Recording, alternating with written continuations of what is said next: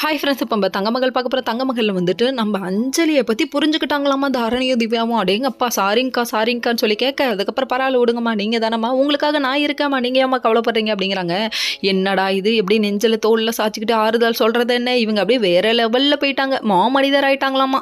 சரி, இதெல்லாம் ஒரு பக்கம் இருக்குது. இன்னொரு பக்கம் நம்ம முத்து பண்ணுற அலப்பறை இருக்கேன், ட்ரிங்க்ஸ் பண்ணுறதை விடப்பா, ஏன்ப்பா இப்படி இருக்குது அப்படிங்கிற மாதிரி இருக்குது. இத்தனை பொண்ணுங்க இருக்கிற வீட்டில் ட்ரிங்க்ஸ் பண்ணிட்டு வரலாமா அப்படிங்கிற மாதிரி இருக்குது. அதுக்கப்புறம் ட்ரிங்க்ஸ் பண்ணிட்டு வந்து இவரு அப்படியே கண்ணு முன்னு தெரியாமல் கீழே விழுந்து கிடக்க. இதை பார்த்தோன்னே ஷாக் ஆகிட்டாங்க. யாரும் பார்க்குறீங்களா, நம்ம மீனாட்சி கொஞ்சம் ஜர்க் ஆயிடுச்சு உங்களுக்கு. ஏன்னு கேட்டால், அண்ணாச்சி மீனாட்சி காதல் என்னாச்சு அப்படின்ற மாதிரி பாட்டை போட்டு மாட்டுக்கு.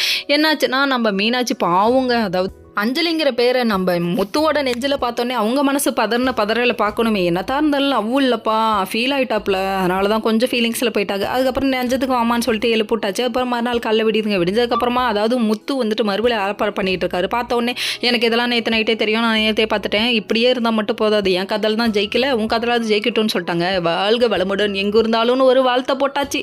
என்னடா இது, இவ்வளோ சீக்கிரம் நீ விட்டு கொடுப்பேன் நான் எதிர்பார்க்கலாமா அப்படிங்கிற மாதிரி ஆயிடுச்சு. அது மட்டும் இல்லைங்க, அஞ்சலி உன்னை லவ் பண்ணவே இல்லை, அவளை ஏற்றுக்கிற மாதிரி ஏதாவது பண்ணவைன்னு சொல்லி கேட்க, அதுக்கப்புறம் 18 நாள் டைம் இருக்குது, அதுக்குள்ளே நான் கண்டிப்பாக கன்வின்ஸ் பண்ணிடுவேங்கிற விஷயத்த வளர்றாரு.